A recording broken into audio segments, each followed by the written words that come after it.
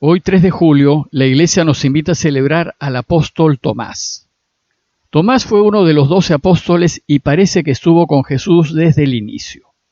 Tomás significa mellizo en arameo. Desgraciadamente se sabe muy poco de él, y es el evangelista Juan quien más nos habla de él.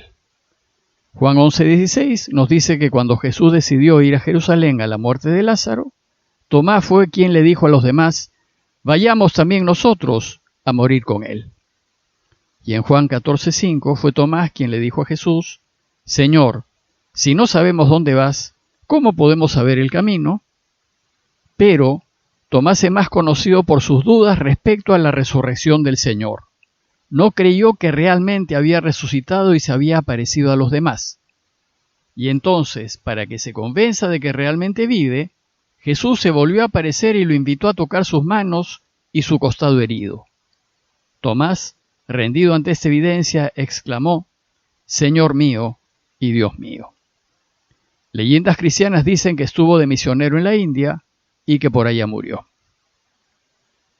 Volviendo a nuestras lecturas diarias, en el sábado de la 13ª semana del tiempo ordinario, la Iglesia nos invita a meditar en el texto de Mateo 9, 14 al 17, que dice así: En aquel tiempo se acercaron los discípulos de Juan a Jesús, preguntándole: ¿por qué nosotros y los fariseos ayunamos a menudo y en cambio tus discípulos no ayunan? Jesús les dijo: ¿es que pueden guardar luto los invitados a la boda mientras el novio está con ellos? Nadie pone un remiendo de paño nuevo sin remojar en un manto viejo, porque la pieza nueva tira del manto y deja un roto peor. Tampoco se echa vino nuevo en odres viejos, porque se revientan los odres, se derrama el vino y los odres se estropean. El vino nuevo se echa en odres nuevos, y así las dos cosas se conservan. El relato de hoy nos dice que estando a la mesa en casa de Mateo, se acercaron los discípulos de Juan el Bautista. Recordemos que el Bautista fue un hombre muy carismático que había iniciado un importante movimiento de conversión a Dios, que tenía como señal un bautismo y exigía una fuerte disciplina de vida y el rechazo radical del pecado a fin de prepararse para el juicio definitivo de Dios. Y el ayuno formaba parte de esta disciplina.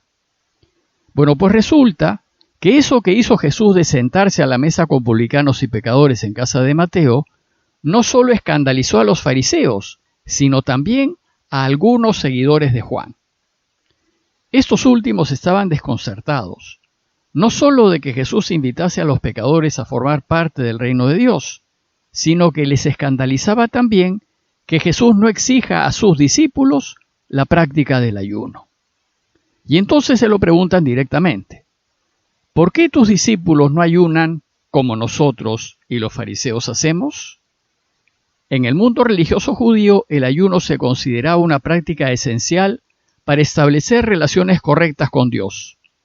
Era costumbre de los fariseos ayunar 2 veces a la semana, lunes y miércoles, y era costumbre de los discípulos de Juan ayunar a fin de prepararse al inminente juicio de Dios. Pues ayunar no solo significaba abstenerse de comer, significaba también todo un modo de vivir austero y sencillo que expresaba una disposición correcta para la venida del reinado de Dios. Bueno, pues resulta que a ojos de ellos, los discípulos de Jesús no tenían tal disposición. No ayunaban, y más bien parecían tomar la vida con ligereza. Sucede que el modo de proceder de los discípulos de Jesús responde a la imagen de Dios Padre que Jesús les había transmitido. Si bien al inicio de su vida pública Jesús fue a buscar a Juan y a hacerse bautizar por él, con el paso del tiempo quedó claro que el mensaje de Jesús se había alejado del mensaje del Bautista y las prácticas religiosas de ambos también. Y un ejemplo de ellos es su modo de entender el ayuno. Parece que para los discípulos de Juan el ayuno se había convertido en un fin en sí. Para Jesús, en cambio, el ayuno era solo un medio, y un medio no se debe nunca absolutizar. Es importante mencionar que Jesús de ningún modo descalifica el ayuno. Al contrario, para él, el ayuno ciertamente ayuda a la persona a que se disponga mejor ante Dios. La ayuda a relacionarse más fácilmente con Él a tener más claridad en el momento de tomar decisiones y a ser más sensible a las mociones de Dios. Además, como nos lo cuenta el relato de las tentaciones en el desierto, Jesús mismo practicó el ayuno. Pero, aunque bueno, para Jesús el ayuno era solo un medio. Su fin fue su Padre. Por eso Jesús respondió a los discípulos de Juan diciéndoles: ¿acaso los amigos del esposo pueden estar tristes mientras el esposo está con ellos?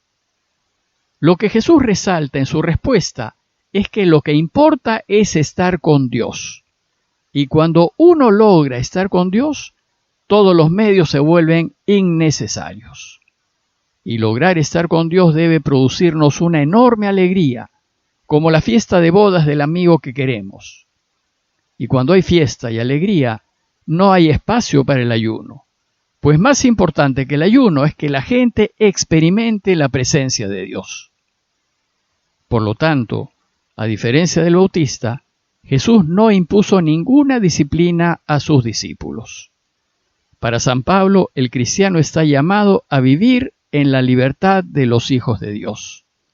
Es una libertad responsable que es guiada por el derecho y el respeto a los demás. Pero dice Jesús, llegará el momento en que el esposo les será quitado y entonces ayunarán. Con estas palabras alude al momento de su crucifixión y su muerte, esos momentos de ausencia de Dios en que será necesario el ayuno, pero ahora no. Entonces Jesús pasa a explicar que su propuesta es una total novedad. Su camino es una manera distinta de mirar la vida que los viejos esquemas no logran entender. Y para que se den cuenta de esta dificultad, les pone dos ejemplos. El primero es el de un vestido viejo y roto. Nadie usa un pedazo de tela nueva sin remojar para remendar un vestido viejo, porque el pedazo añadido tira del viejo y la rotura se hace más grande. Bueno, pues este vestido viejo es la religión de Israel y el culto al templo. El ayuno de Juan lo único que está haciendo es poner parches a un vestido viejo. Y cuando eso se hace, el resultado es desastroso, pues al encogerse el parche nuevo, la tela vieja se rompe más. Y el segundo ejemplo es el del vino, y dice: tampoco se pone vino nuevo en odres viejos, porque los odres se revientan, el vino se derrama y los odres se pierden. El odre es un recipiente o garrafa para guardar vino o aceite hecha de pellejos de cabra cocidos. El odre nuevo es flexible y se adapta a la fermentación del vino, pero con el tiempo los odres se endurecen y pierden su elasticidad, y entonces ya no sirven para guardar vino nuevo. Los odres viejos son la religión de Israel y el culto al templo. Con estos dos ejemplos Jesús quiere enseñar a los discípulos de Juan que el anuncio que él trae es una total novedad para el judaísmo y consiste en la presentación de una nueva imagen de Dios, de un nuevo modo de vivir. El Dios que nos muestra Jesús no es un Dios discriminador, sino acogedor. No es un Dios castigador, sino perdonador. No es un Dios que exige que nos saquemos todos la máxima nota en nuestras tareas, sino un Dios que espera que cada uno le dé lo que pueda. No es un Dios que disciplina, sino uno que te cambia el corazón por medio de su cariño, de su ternura y de su amor. Pero para entender a un Dios así, es necesaria una mentalidad amplia, abierta, nueva, elástica, como odres nuevos. Pero solo un modo nuevo de ver la vida es capaz de contener esa enseñanza. En cambio, una mentalidad rígida, como la que el pueblo se había ido haciendo con el tiempo debido a las rígidas tradiciones y costumbres de Israel, que los escribas y fariseos habían fomentado con su interpretación literal de la ley, había convertido a la religión en odres viejos. Luego, aplicar las enseñanzas nuevas de Jesús a las rígidas creencias milenarias de Israel es como parchar con tela nueva un vestido viejo y desgastado, o meter en odres viejos el vino nuevo.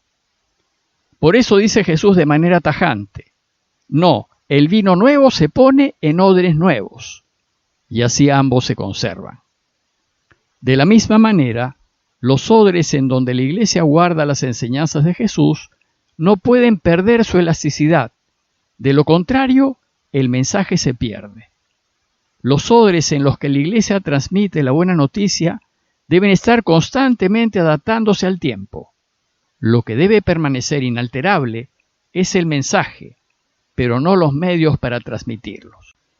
El modo para transmitir el mensaje y el lenguaje usado deben ser acordes a los signos de los tiempos. No pueden hacerse rígidos e inalterables por la costumbre y el hábito. Cuando la Iglesia se atrinchera en viejas tradiciones que ya no responden a las necesidades de hoy, sus odres se endurecen y el mensaje se pierde.